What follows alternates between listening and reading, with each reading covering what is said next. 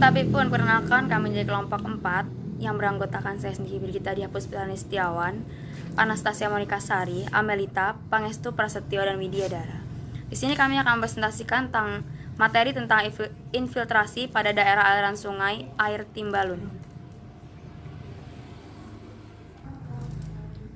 Air merupakan sumber daya yang sangat penting bagi kehidupan makhluk hidup. Keberadaan air di bumi sangat terkait dengan adanya siklus hidrologi. Air hujan yang jatuh ke permukaan bumi sebagian akan tersimpan atau tertinggal di permukaan daun atau batang tanaman, dan sebagian lagi akan sampai di permukaan tanah. Banyaknya air yang terserap oleh tanah sangat ditentukan oleh kecepatan infiltrasi, intensitas dan lamanya hujan, serta kedalaman lapisan tanah yang dapat menyerap air. Infiltrasi merupakan bagian dari siklus hidrologi. Infiltrasi adalah aliran air yang masuk ke dalam permukaan tanah.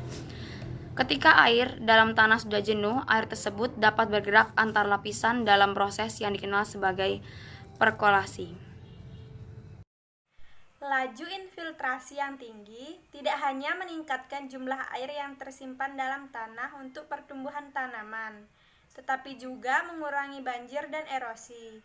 Karena laju infiltrasi yang kecil dan tanah yang cepat sekali jenuh menyebabkan infiltrasi lebih kecil. Infiltrasi yang terganggu pada suatu kawasan akan mempengaruhi siklus hidrologi yang ada dan membuat keseimbangan alam tidak terpenuhi.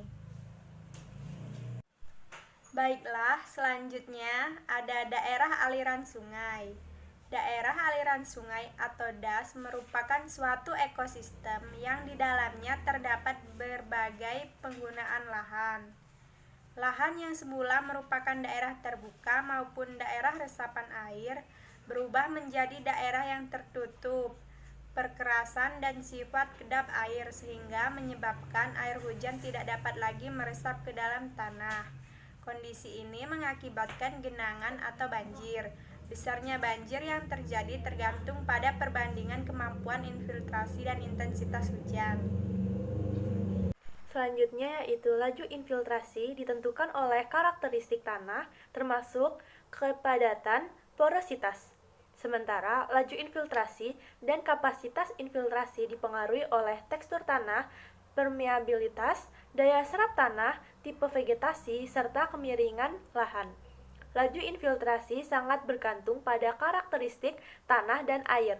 Biasanya kondisi tanah yang jenuh air atau tanah dengan kadar air yang tinggi menunjukkan laju infiltrasi yang lebih rendah dibandingkan tanah yang tidak jenuh. Selanjutnya yaitu infiltrasi memiliki peranan yang sangat penting dalam kehidupan sehari-hari karena infiltrasi tidak hanya meningkatkan jumlah air yang tersimpan di dalam tanah, tetapi juga dapat mengurangi terjadinya banjir.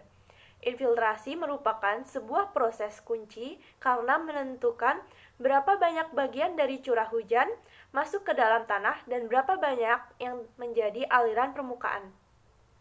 Meningkatnya nilai laju infiltrasi akan bermanfaat untuk meresap air hujan atau runoff ke dalam tanah berguna untuk cadangan air tanah pada musim kemarau. Selanjutnya yaitu daerah aliran sungai atau DAS di Timbalun. Daerah aliran sungai Timbalun merupakan salah satu DAS yang secara administratif terdapat di Kecamatan Bungus Teluk Kabupaten Kota Padang. Secara geografis, DAS Timbalun terletak di 01 derajat 01,21 hingga 01 derajat 05,02 lintang selatan dan 100 derajat 21,58 dalam 4 kelurahan, yaitu yang pertama Kelurahan Bungus Barat, yang kedua Kelurahan Bungus Timur, yang ketiga Kelurahan Bungus Selatan, dan yang terakhir Kelurahan Teluk Kabung. Oke, selanjutnya saya akan menjelaskan pada bagian pentingnya infiltrasi pada daerah aliran sungai air di Timbalun, yaitu untuk mengisi lengas tanah dan air tanah untuk air minum, mandi, pertanian, dan lainnya. Laju infiltrasi yang tinggi tidak hanya meningkat jumlah air yang tersimpan dalam tanah untuk pertumbuhan tanaman, tapi juga mengurangi banjir dan erosi yang terjadi pada das air timbalun tersebut.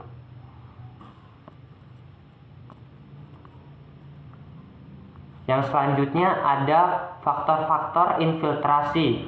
Yang pertama ada faktor-faktor meteorologi.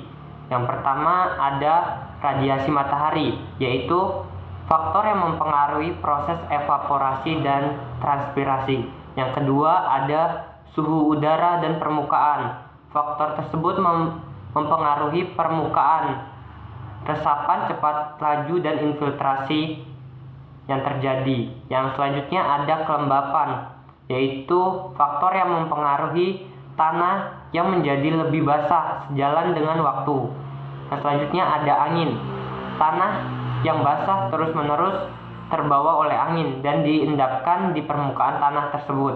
Yang selanjutnya ada tekanan barometer, yaitu faktor yang mempengaruhi perubahan tekanan air pada permukaan tanah.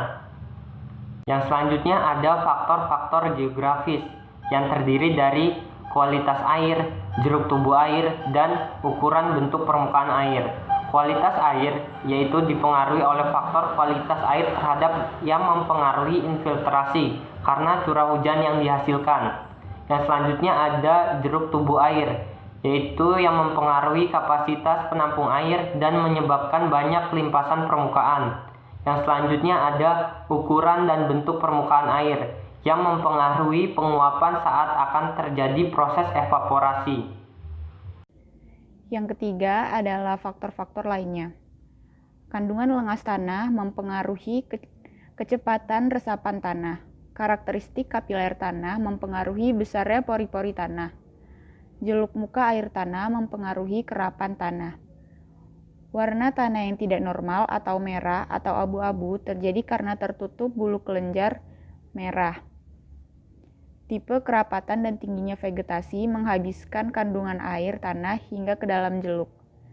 Ketersediaan air sangat berpengaruh terhadap banyaknya air yang masuk ke dalam tanah. Selanjutnya, karakteristik laju infiltrasi pada das air timbalun ditinjau dari perbedaan litologi, kemiringan lahan, dan sifat fisik tanah adalah 0,010565 cm per menit. Dengan demikian, berdasarkan klasifikasi zona resapan menurut Hutasoit tahun 1999, maka daerah das air timbalun berada pada zona FI per E, yang artinya klasifikasi daerah resapan sangat rendah.